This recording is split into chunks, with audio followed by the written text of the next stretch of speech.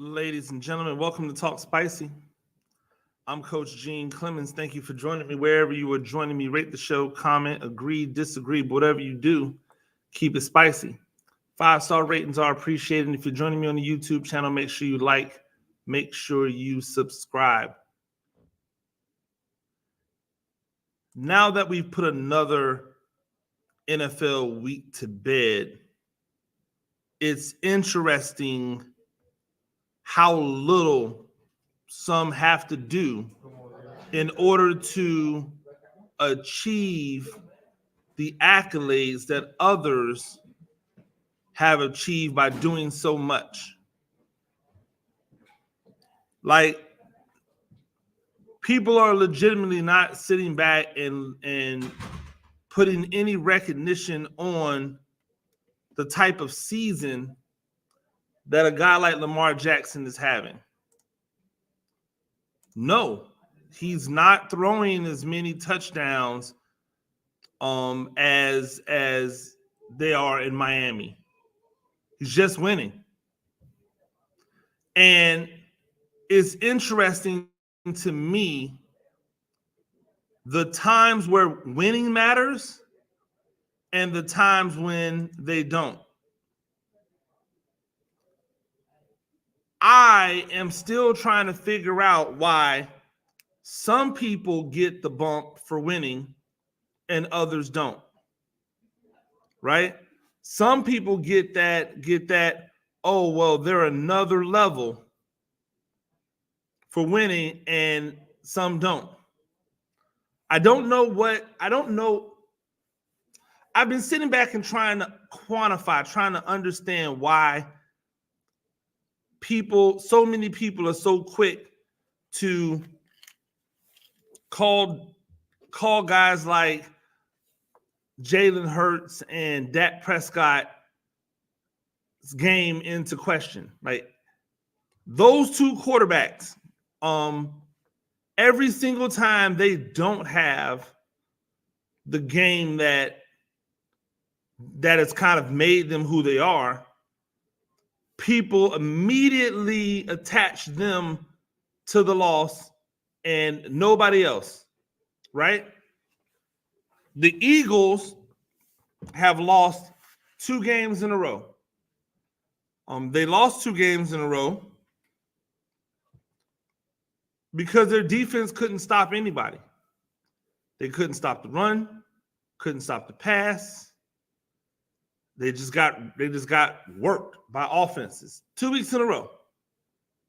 And yet, the only thing you hear nationally, I'm not going to say in Philadelphia because I'm not in Philadelphia, although I follow some people who are Eagles fans, but the narrative that you hear nationally is, oh, well, there's something wrong with Jalen Hurts. Jalen Hurts has to get this together. Never mind all of the other times where Jalen Hurts has been the reason for the winning. Because when he wins, everybody goes, oh, well, look at the team around him, right? When he wins, they go, look at the team around him. When he loses, they go, look at him. That's not the same for everybody. When Brock Purdy was losing with San Francisco, every excuse was made in the world for him. When Justin Herbert was losing, or while he's losing in LA, every excuse is made. Josh Allen, when he's losing in Buffalo, every excuse is made. Every time I turn around, these people with all of the same level of weapons that Jalen Hurts has, they are getting the benefit of the doubt. They are getting the push. They are getting the oh, well, it's everyone else. It's not them. Why? They didn't do more in college. They haven't done more in the NFL. And yet, every single time the Eagles have a bad game, the attention immediately turns to Jalen Hurts. The same thing for Dak Prescott. In Dak Prescott's quote-unquote down years, in the years where he was at his worst, where they were talking about he turns the ball over too much, Josh Allen still existed out here turning the ball over too much. Nobody said a word. They said that he was a cheat code. Why is it so different? And so I was racking my brain. I was trying to figure out why it's so different. Like, why do they judge these two quarterbacks so harshly? And then it dawned on me. They're judged so harshly because the people went so hard in the paint the other way that these two guys would not be good in the NFL. Full disclosure, when Dak Prescott was coming out, I said, "Yo, I don't like Dak. I don't think Dak's. I don't know if Dak's going to have success." I walked that back. I had to apologize right out the gate, and guess what? It was over because I made an evaluation. There were things about his game that I didn't like coming out of college. Those things still exist, but he's been able to work around those things and turn into one of the best quarterbacks in the NFL. I got to applaud him. I can't just keep hating because it makes me wrong. And I think a lot of times people are willing to be wrong. Instead of just admitting that they're wrong, they keep trying to find the reason why they were wrong. Oh, well, the team is really good around them. Jalen Hurts has been successful at high school. He was successful at Alabama. He was successful at Oklahoma. Why would anyone believe he would come into the league and be unsuccessful? A lot of the guys that get projected to be successful in the NFL have never really had success. Josh Allen didn't win at a high level anywhere. He only ever put up a bunch of stats. And at Wyoming, those stats were bad. And yet it still didn't stop people from projecting him. I'd say this all the time. Brock Purdy is the only reason why Brock Purdy was a 6th-round draft pick. Sorry, a 7th-round draft pick, Mr. Irrelevant. Brock Purdy only has Brock Purdy to blame for that. This wasn't a miss on NFL teams' part. He played bad in college. They thought he was going to be all-world, right? They thought he was going to be all-world, and then he played poorly, and it made his draft status plummet. You saw the same thing happen with Sam Howell.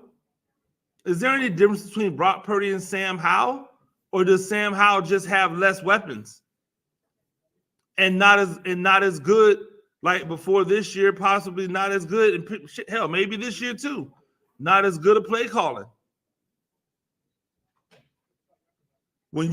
There's a reason why every quarterback that's had an opportunity to prepare in San Francisco has had success. And before you people try to tell me that the young boy that they drafted did not have success, I just like to point out to you, he's never really had a chance to prove it. Man got hurt in his first game, never saw the field again.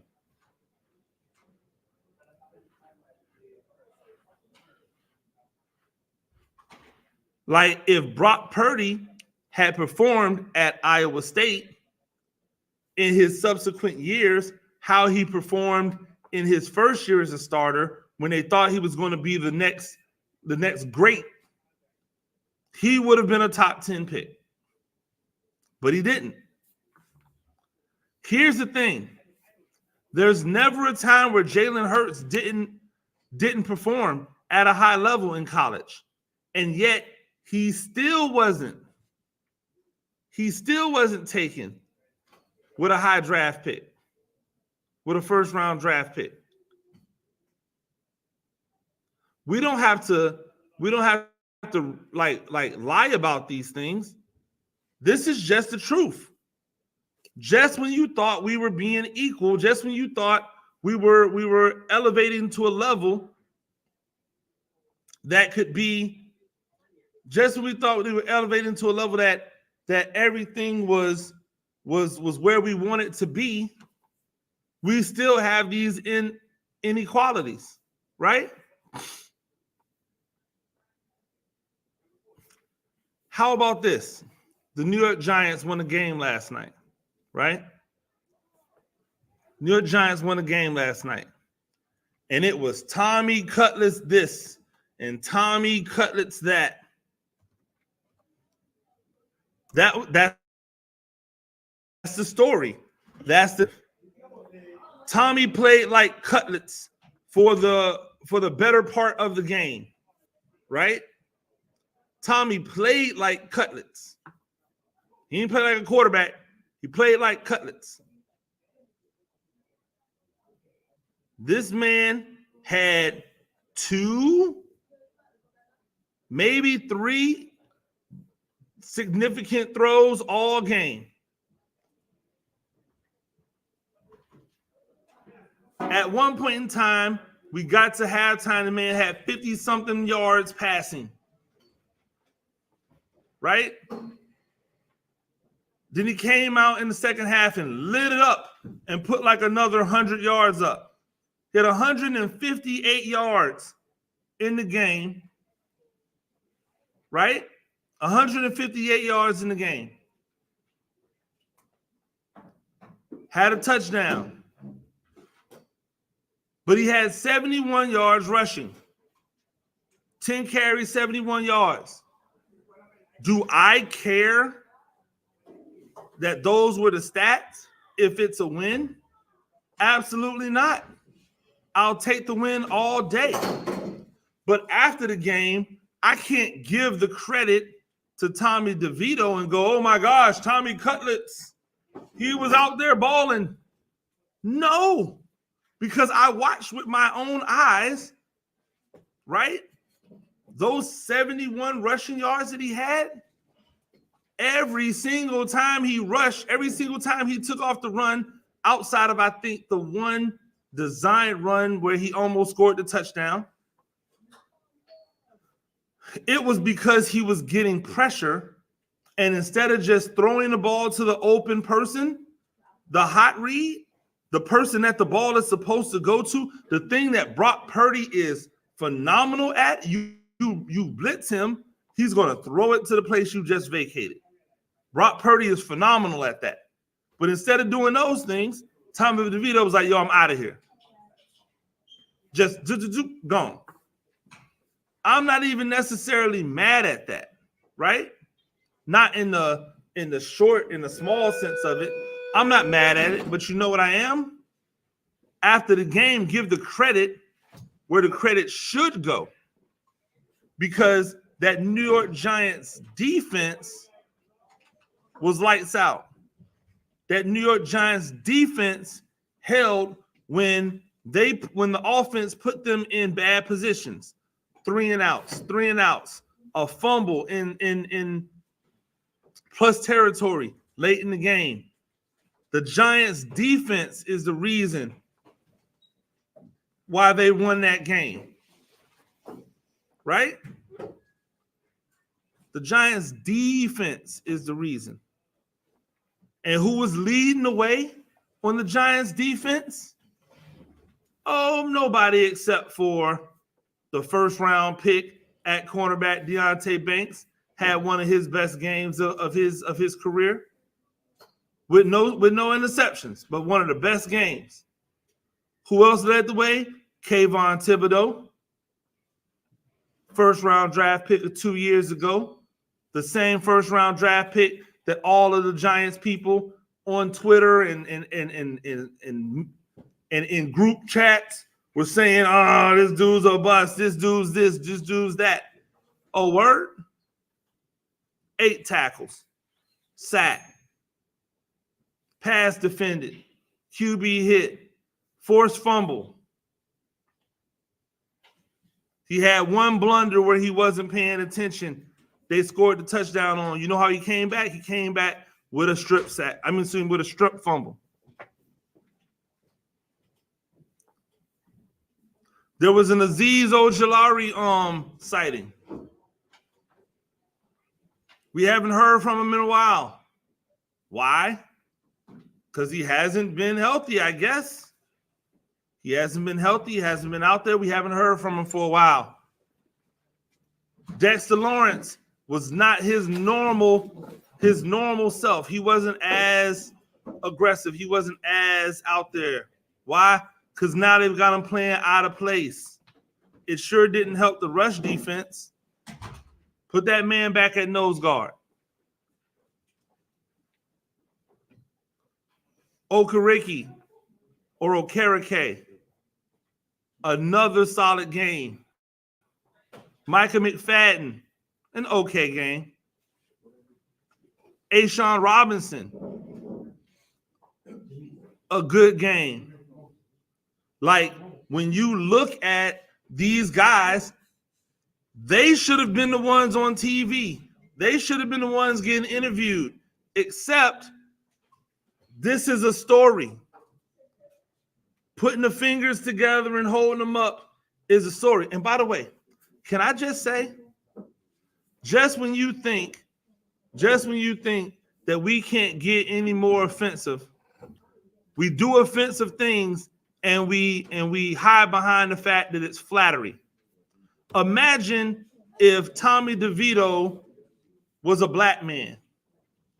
Imagine if Tommy DeVito was a black man, right? And they called him Tommy Collards because he loves collard greens and because collard greens are synonymous with black people. Imagine if they called him Tommy Collards. How outraged people would be. Imagine if Tommy DeVito was a Mexican man and they called him Tommy Tacos. Think about how outraged people would be. Oh man, what a stereotype. Imagine if Tommy DeVito was Chinese and they called him Tommy Fried Rice. Imagine what type of thought process would go on with people if they were calling this man these names simply based off of his ethnicity or his culture, and they were using it as a reason to, like, they're saying they're bigging you up, but in reality, it's caricature stuff. And yet they're running with it. Tommy Cutlets. And I'm over there going, ugh.